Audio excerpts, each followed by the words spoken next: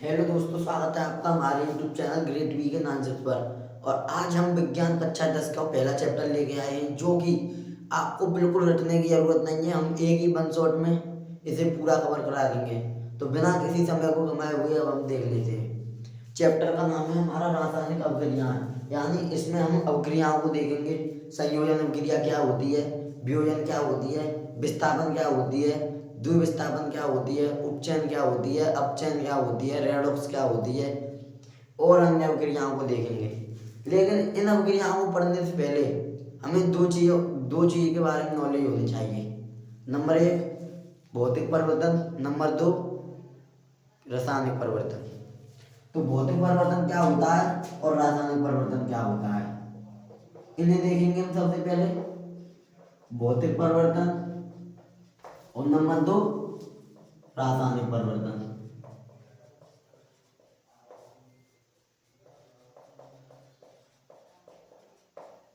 तो भौतिक परिवर्तन और रासायनिक परिवर्तन में अंतर भी आ जाता है, तो इसलिए हम इन्हें साथ ही बता दे रहे हैं। भौतिक परिवर्तन होता है ऐसा परिवर्तन जो एक बार परिवर्तन के होने के बाद दोबारा उसी अवस्था में आ जाए। एक बार परिवर्तन होने के बाद दोबारा उसी अवस्था में आ जाए, तो भौतिक परिवर्तन की पहचान हो जाएगी। एक बार परिवर्तन होने के बाद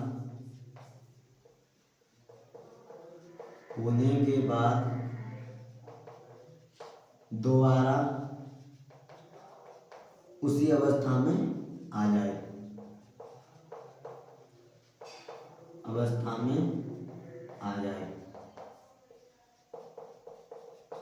ऐसे ही हमारा रासायनिक परिवर्तन होता है, एक बार परिवर्तन होने के बाद दोबारा उसी अवस्था में ना आए। तो भौतिक परिवर्तन और रासायनिक परिवर्तन के उदाहरण देखेंगे हम। भौतिक परिवर्तन में उदाहरण हो जाएगा नंबर एक, मोम का पिघलना। अब मोम पिघलेगा, फिर उसका दोबारा मोम बना सकते हैं कि नहीं बना सकते हैं। तो ये कौन सा परिवर्तन हो गया, भौतिक परिवर्तन। अब हम इसमें देख लेते हैं रासायनिक परिवर्तन में। रासायनिक परिवर्तन में हो जाएगा मोमबत्ती का जलना, यानी मोम में जो बत्ती होती है उसका जलना, मोमबत्ती का जलना। अब बत्ती एक बार जल के राख हो गई, फिर हम उसे दोबारा ला सकते हैं, नहीं ला सकते। अगर इसमें दो एग्जाम्पल लिखने हैं, तो दूसरा एग्जाम्पल हो गया बल्ब का जलना।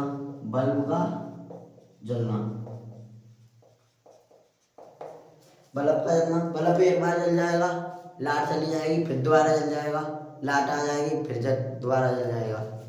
ऐसे ही अब रासायनिक परिवर्तन में दूसरा एग्जाम्पल देख लेते हैं, फलों का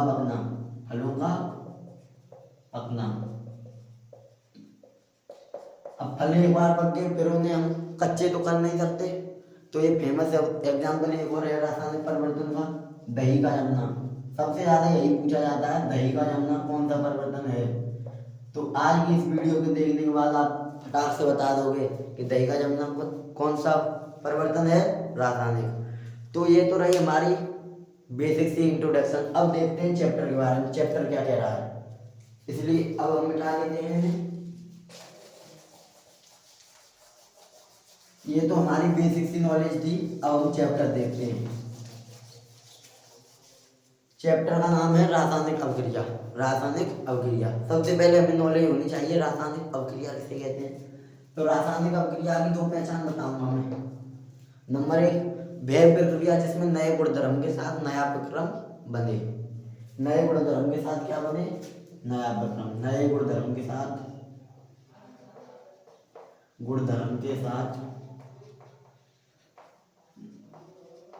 नया विक्रम बने, क्या हुई, रासायनिक अभिक्रिया। नंबर दो, वह अभिक्रिया जिसमें अभिकारक मिलकर उत्पाद बनाए, या अभिकार और उत्पादों के बीच में बात हो। तो फेमस चीज यही है, अगर रासायनिक अभिक्रिया की पूछे तो यही लिखनी है आपको, और जगह नहीं भटकना। अब देख लेते हैं इनके प्रकार। रासायनिक अभिक्रिया के कई प्रकार होते हैं, हम इन्हें क्रम बाय क्रम समझते जाएंगे। नंबर एक होती है संयोजन। नंबर एक कौन सी होती है, संयोजन अभिक्रिया। अब संयोजन क्रिया क्या होती है?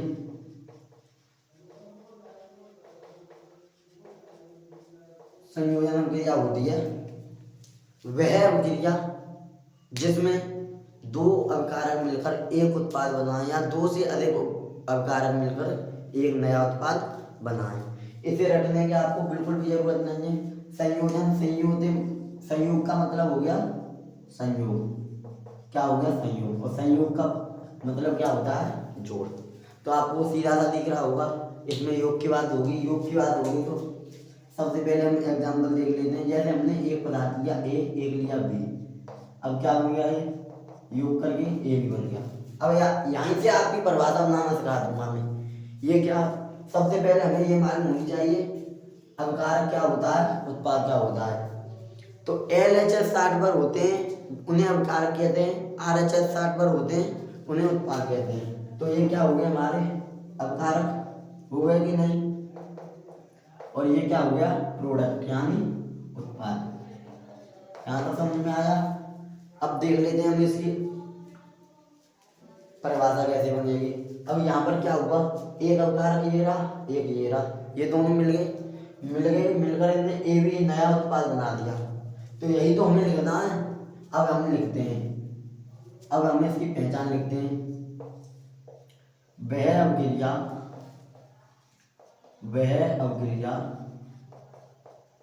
जिसमें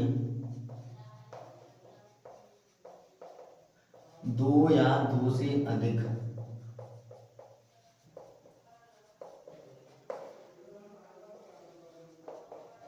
अभिकारक मिलकर नया उत्पाद बनाए। बनेगी नहीं? सिंपल सी है,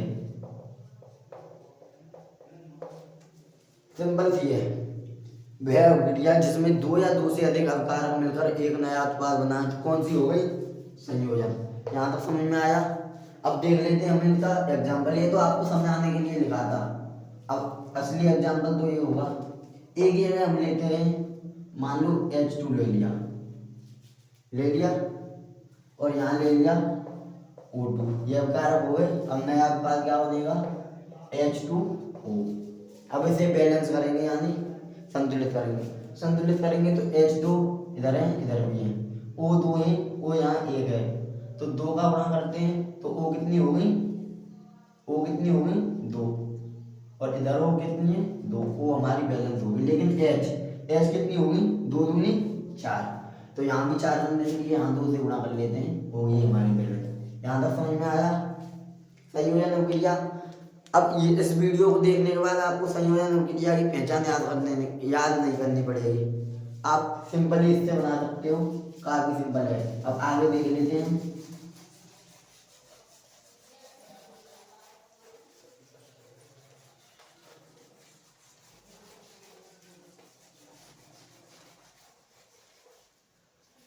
अब बात करते हैं हम वियोजन अभिक्रिया। नंबर 2 पर आती है वियोजन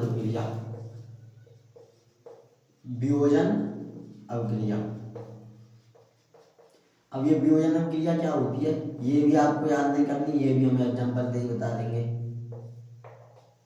वियोजन का मतलब व्यो माने होता है व्योग यानी बिछड़ जाना। व्यो माने क्या होता है? व्योग यानी बिछड़ जाना या टूट जाना। सीधा ही नाम से स्पष्ट हो रहा है। संयोजन का जस्ट उल्टा होता है। तो संयोजन में क्या हुआ था? A + B से क्या बना था? AB। ये किस में हुआ था? संयोजन में। अब वियोजन में क्या होगा? ये AB इधर आ जाएगा और A + B उधर। ये कौन सी हो गई? वियोजन। यहाँ तक आपको समझ में आया। तो देखो परिभाषा कैसे बनती है इसकी। संयोजन की परिभाषा क्या बनी थी? वह अभिक्रिया जिसमें दो या दो से अधिक अभिकारक मिलकर एक नया उत्पाद बनाते हैं। संयोजन की थी ये। अब वियोजन की यहाँ से वह अभिक्रिया जिसमें अभिकारक दो या दो से अधिक उत्पाद में टूट जाए। तो वह अभिक्रिया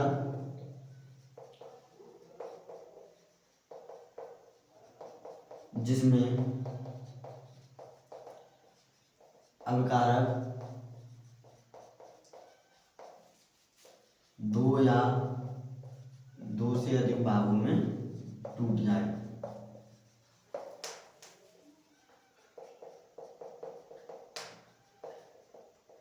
टूट जाए। अब इसका प्रॉपर प्रॉपर एग्जाम्पल संयोजन का हमने क्या लिया था, 2H2 plus O2 plus 2H2O। अब यही आपको उल्टा ही तो करना है, तो 2H2O plus arrow 2H2 plus O2। यहाँ तक आपको समझ में आया? यहाँ तक आपको समझ में आया होगा तो आज से आप रटना छोड़ दोगे, रटने की विद्या छोड़ दो बिल्कुल। मैं आपको एक कहानी सुनाता हूँ। एक बहुत सारे कबूतर थे, उन्हें सिखाया गया था कि शिकारी आएगा, जाल बिछाएगा, फंसा ले जाएगा। कबूतर यही रटते थे, शिकारी आएगा, जाल बिछाएगा, फंसा ले जाएगा, शिकारी आएगा, जाल बिछाएगा, फंसा ले जाएगा। फिर एक बार सभी कबूतर उड़कर जंगल में गए। अब उन्हें दाना दिख गया, फिर भी वह यही रट रहे हैं कि शिकारी आएगा, जाल बिछाएगा, फंसा ले जाएगा। सच में ही शिकारी ने जाल फंसा लिया और वो सभी फंस गए, फिर भी वे यही रट रहे हैं कि शिकारी आएगा, जाल बिछाएगा, उड़ा ले जाएगा। तो इससे यह स्पष्ट होता है कि आप रटोगे तो आप फेल होने के भी चांस रहते हैं, इसलिए मैं कह रहा हूँ कि समझ के चलो। अब आगे देख लेते हैं।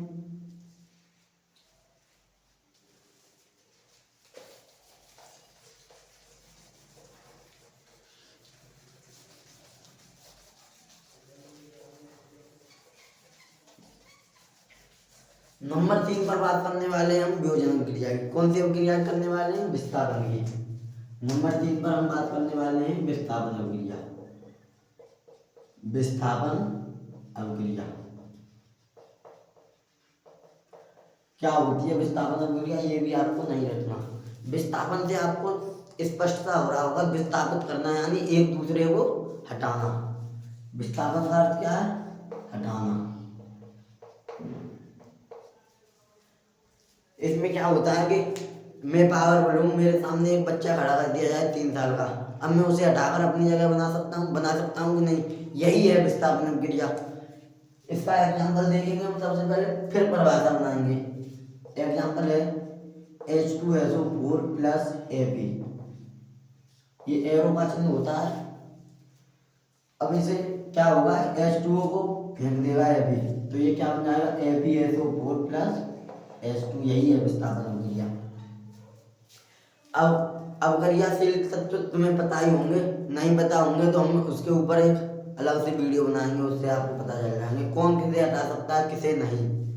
तो यहाँ पर हम अपने टॉपिक पर बात करते हैं। यहाँ पर क्या हुआ, ये क्या है, मोस्ट पावरफुल यानी अधिक अभिक्रियाशील, अधिक अभिक्रियाशील। और ये H2 का क्या है, कम अभिक्रियाशील। ये कम है तो अधिक ने क्या किया, कम वाले को हटा दिया, खुद अपना स्थान बना लिया। तो यही तो परिभाषा है विस्थापन अभिक्रिया की। तो परिभाषा क्या बनती है, वह अभिक्रिया जिसमें अधिक अभिक्रियाशील धातु कम अभिक्रियाशील धातु को हटाकर अपना स्थान बना लेती है। बिल्कुल इजी है, आपको रटने की बिल्कुल जरूरत नहीं है। तो परिभाषा बनी इसकी, वह अभिक्रिया जिसमें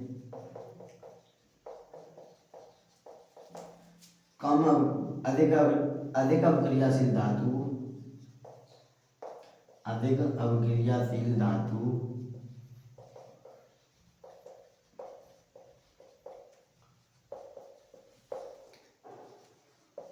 कम अभिक्रियाशील धातु को हटाकर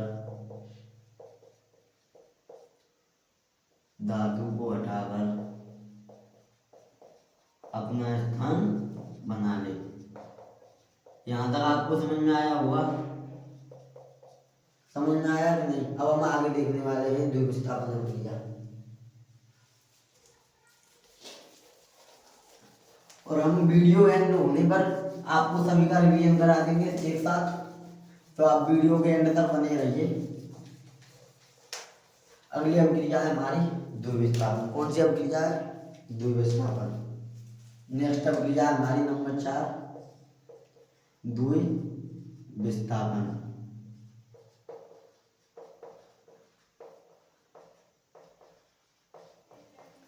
ये भी सिंपल है, ये डबल डिस्प्लेसमेंट यानी द्विविस्थापन अभिक्रिया है ये।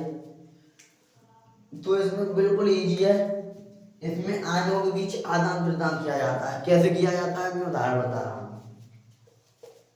HCl H ढलान देता है, Cl ढलान देता है, NaOH OH ढलान Na ढलान। अब ये क्या हुआ NaCl यानी नमक बन गया, NaCl और क्या बन गया जल। तो ये क्या हो गया अवगारकों के बीच आयनों का आदान प्रदान हो गया कि नहीं हो गया। तो यही तो परिभाषा है। वह अभिक्रिया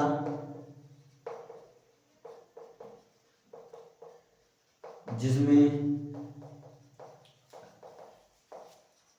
अवगारकों के आयनों के बीच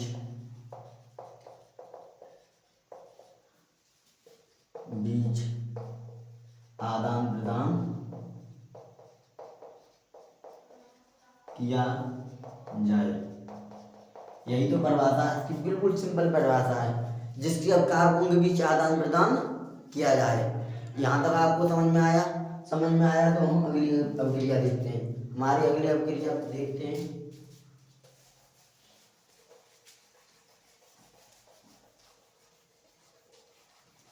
अगली अभिक्रिया है हमारी उपचयन।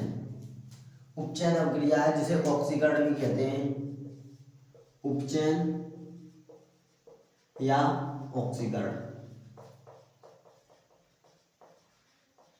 उपचयन या ऑक्सीकरण, ये क्या होती है ये आपको मैं बिल्कुल सिंपल बताता हूँ। इसमें 3 काम होते हैं, नंबर 1, नंबर 2, नंबर 3 काम होते हैं। इसमें 3 काम कौन कौन से होते हैं? एक तो O2 रहता है, एक H रहता है और एक इलेक्ट्रॉन रहता है। ऐसे ही हम इसी के साथ लेके चल रहे हैं, इसी के साथ लेके चल रहे हैं अपचयन अभिक्रिया को। कौन सी को लेके चल रहे हैं? अपचयन अभिक्रिया को, क्योंकि दोनों साथ लेंगे तो आपका डाउट बिल्कुल ही खत्म हो जाएगा। इसमें भी 3 ही काम होते हैं। अब होता किसमें क्या है ये देख लेते हैं। उपचयन में O2, इसमें भी यही होते हैं O2 H इलेक्ट्रॉन। इसमें O2 का योग होता है, ये दोनों जस्ट अपोजिट होती हैं। यानी इसमें योग करोगे तो उसमें निष्कासित की जाएगी, तो इसमें O2 का योग तो इसमें निष्कासित, इसमें H2 निष्कासित तो इसमें H2 का योग या H का योग। इलेक्ट्रॉन इससे पृथक होते हैं, क्या होते हैं? पृथक, और इससे क्या होते हैं? जुड़ते हैं। अब एग्जाम्पल देख लेते हैं हम दोनों का एग्जाम्पल देख लेते हैं। एग्जाम्पल CuO प्लस H2, ये हो गया एग्जाम्पल एरो। तो ये क्या हो जाएगा? जल बन गया H2O प्लस Cu, ये O हमारा क्या हो गया? ऐड हो गया। यहाँ तक समझ में आया? अब अपचयन अभिक्रिया में देख लेते हैं। अपचयन अभिक्रिया में भी यही है, CuO plus H2 arrow H2O plus Cu। इसमें हमने H2 ऐड किया है। ये वैसे तो दोनों रेडॉक्स के अंतर्गत आती हैं, फिर भी हमें रेडॉक्स भी बताएंगे हम आगे। इसका दूसरा एग्जांपल देखोगे तो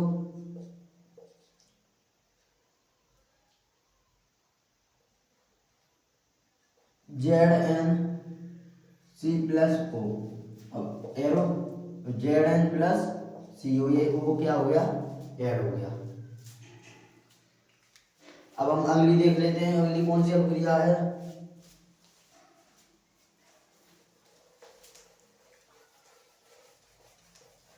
अगली अभिक्रिया है हमारी इन दोनों से मिलकर बनने वाली अभिक्रिया है रेडॉक्स अभिक्रिया। कौन सी अभिक्रिया है? रेडॉक्स अभिक्रिया। उपचयन और अपचयन की परिभाषा बताना भूल गया हूँ। परिभाषा यहीं से बनती है। वह अभिक्रिया जिसमें उपचयन की बनानी है, तो उपचयन की वह अभिक्रिया जिसमें O2 का योग हो, H2 निष्कासित हो और इलेक्ट्रॉन पृथक हो, क्या कौन सी कहलाती है? उपचयन या ऑक्सीकरण। ऐसे ही अपचयन की वह अभिक्रिया जिसमें H2 का योग हो, O2 निष्कासित हो, इलेक्ट्रॉन जुड़ जाए, तो कौन सी कहलाएगी? अपचयन। अब रेडॉक्स अभिक्रिया क्या होती है? वह अभिक्रिया जिसमें उपचयन और अपचयन दोनों हों। वह अभिक्रिया जिसमें उपचयन और अपचयन दोनों हों। वह अभिक्रिया जिसमें उपचयन और अपचयन दोनों। अब इसका एग्जाम्पल देख लेते हैं। एग्जाम्पल इसका काफ़ी इजी है, मैंने बताया था CuO plus H2O plus Cu। इसमें क्या हो गया?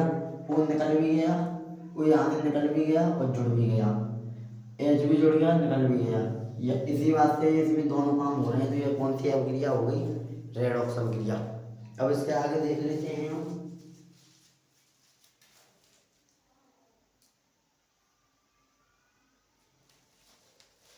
इसके आगे है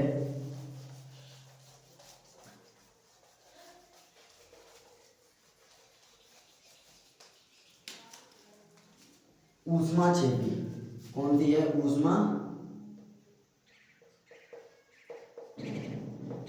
ऊष्माक्षेपी।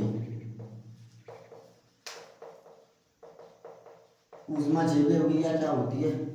वह अभिक्रिया जिसमें उत्पाद के साथ ऊष्मा भी उत्पन्न हो। कौन सी होती है? वह अभिक्रिया जिसमें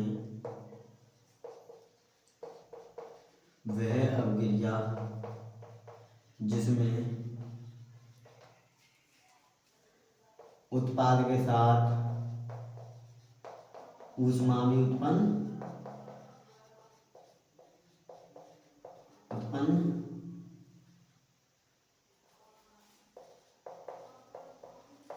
हो। वह एग्जाम्पल है इसका H2O plus Zn arrow ZnO plus H2। ये ऊष्मा ऊपर करने का क्या हो गया? सिंबल हो गया। ये ऊष्मा ऊपर करने का तीर होता है ये। अब अगली है ऊष्मा शोषी। ऊष्मा शोषी है अगली।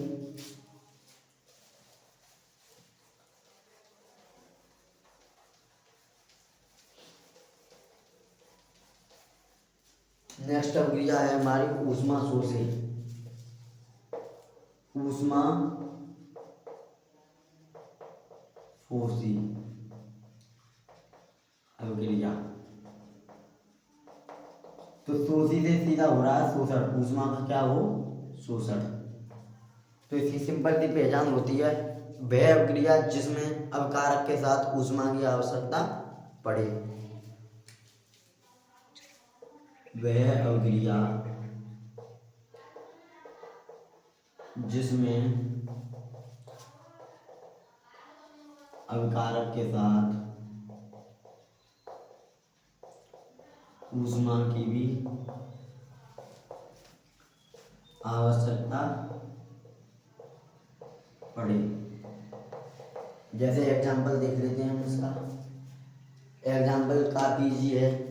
जल को आपने कभी बॉयल किया है तो H2O, ये क्या कर दिया हमने? गर्म। ये गर्म का चिन्ह होता है और इसके नीचे कोई टेम्परेचर लिख दो, जैसे हमने लिख दिया 313 के। अब इसे बॉयल करेंगे तो क्या बनेगा? H2 plus O2। अब यहाँ इससे सबसे पहले हम संतुलित कर लेते हैं। तो H2 है, H2 है, O2 है, O एक ही है, दो का गुणा कर लिया, यहाँ भी दो कर लिया, हो गया। अब यहाँ किसकी जरूरत पड़ेगी? ऊष्मा की। गर्म करेंगे तभी तो अलग होगा। तो लास्ट अभिक्रिया बची है हमारी, सबसे सरल अभिक्रिया है लास्ट। फिर हम इनका 5 मिनट में सभी अभिक्रियाओं का क्विक रिवीजन करवा देंगे, जिससे कि आपको पूरी वीडियो की अभिक्रियाएं 5 मिनट में याद हो जाए। लास्ट अभिक्रिया है हमारी उदासीनीकरण अभिक्रिया। उदासीनीकरण अभिक्रिया। अब ये उदासीनीकरण अभिक्रिया क्या होती है? उदासीनीकरण से आपको साफ स्पष्ट हो रहा होगा कि उदासीन माने उदासीन, यहाँ माने उदासीन माने उदासीन, जो कि आपको चैप्टर नंबर 2 में पढ़ने को मिलेगा। इसका pH मान 7 होता है। अब इससे ये अभिक्रिया होती क्या है, सबसे पहले ये इसमें अम्ल लेते हैं और क्या लेते हैं, क्षार। इससे क्या प्राप्त होता है हमें, लवण और जल, यही अभिक्रिया। अब इसकी परिभाषा कैसे लिखेंगे, वह अभिक्रिया जिसमें अम्ल और क्षार मिलकर लवण और जल बना। परिभाषा क्या लिखेंगे, वह अभिक्रिया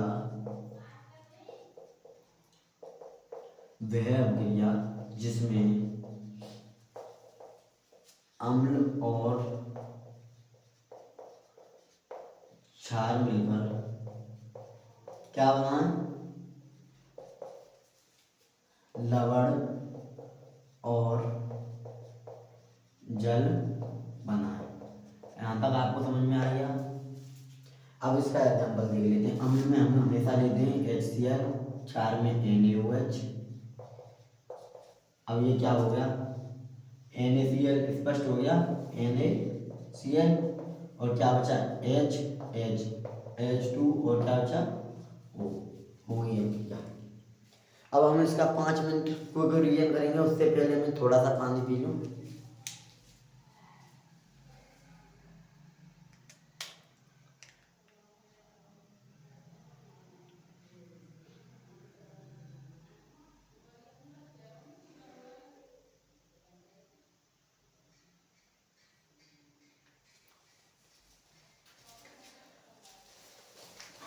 तो हम देख लेते हैं हमने क्या क्या पढ़ा आज वीडियो में। हमने पढ़ा सबसे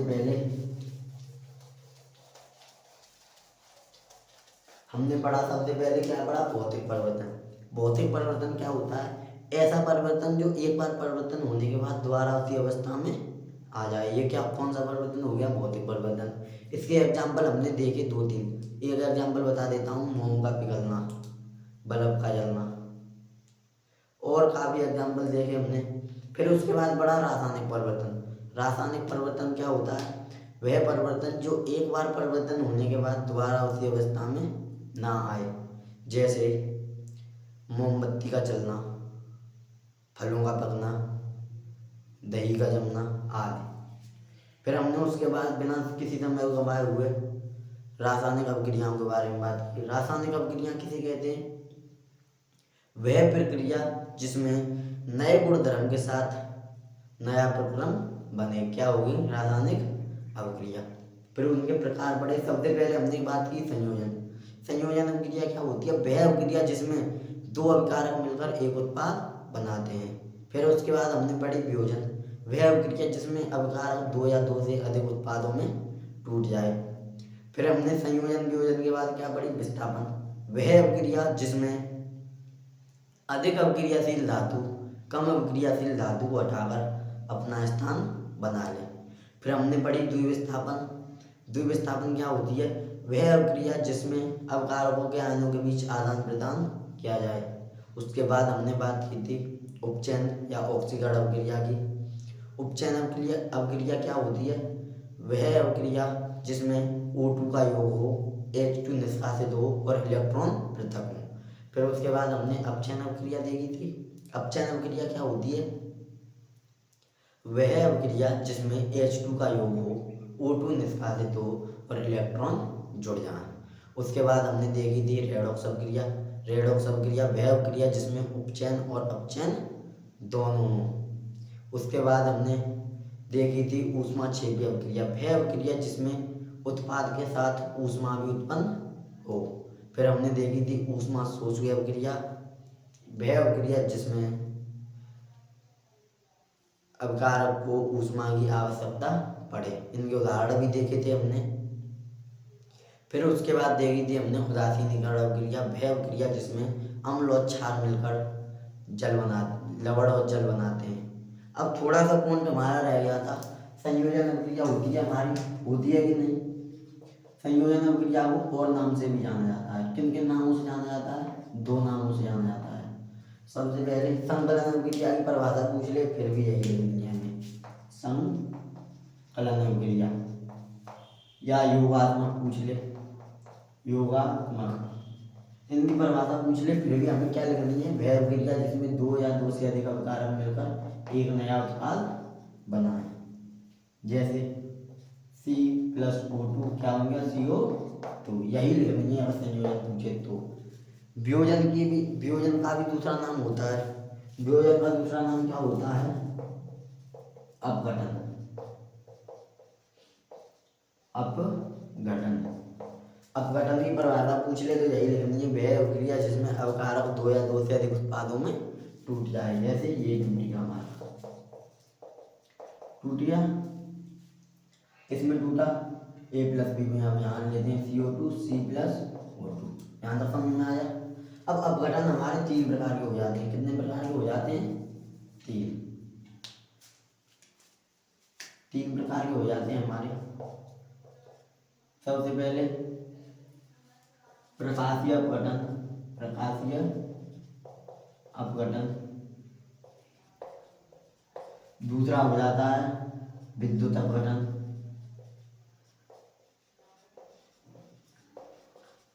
तीसरा हो जाता है ऊष्मीय अपघटन।